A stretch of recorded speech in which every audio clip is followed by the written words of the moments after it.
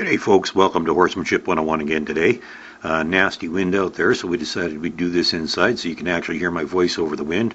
So bad, in fact, that I think half of our hay is going to wind up getting fed to the cattle in the next pasture, but that's okay. I want to do a little follow-up to my last video. There's always something to do with your horse. And somebody made a comment that actually kind of inspired this. They were talking about working with their young horse.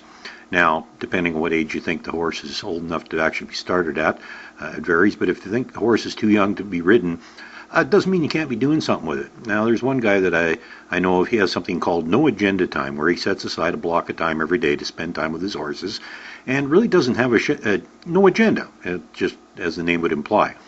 He just hangs out with them, and whatever happens, happens. Well, I kind of do a similar thing. Sometimes I'll just take the horse out, walk it around the yard, between the buildings, through the trees, stuff like that. Any place that makes it uncomfortable, all the more reason I'll take it there. Somebody might look at it and go, well, you're not training your horse. Sure I am.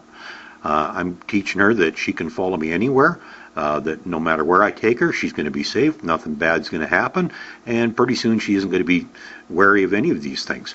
Now, if you take the horse, this is where, again, think ahead. It's both a safety and an issue of setting your horse up to succeed or fail. You don't want to lead the horse in somewhere where if it does freak out on you, that it can get hurt, because then not only is you've taken the horse somewhere scary, and then on top of that, it was in fear and then in pain because it got hurt.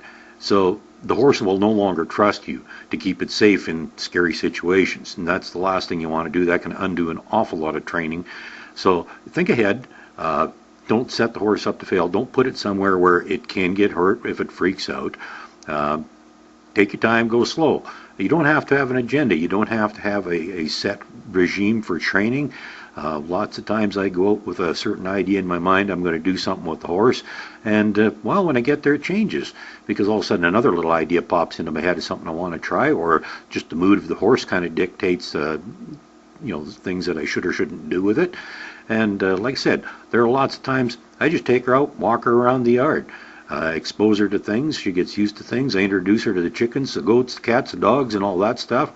Walk her around the vehicles while they're running, take her up to the burning barrel while there's a fire in it.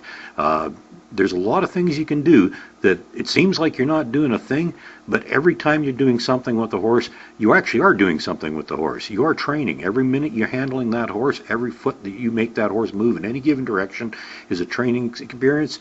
Every minute you spend with the horse is an opportunity to teach it something, good or bad. Like I said previously, it's up to you what the horse learns. It never stops learning. As long as you're with it, the horse is learning. And there's unlimited possibilities of the things you can do. Throw some boards and logs down on the ground, make it walk over them. They learn to walk over obstacles and avoid things before they ever get a rider on their back. It's much easier for them to balance over stuff like that than it is when there's a rider on. It saves a wreck. You're thinking ahead, preventing an accident. It's your own safety, and you're not setting the horse up to fail.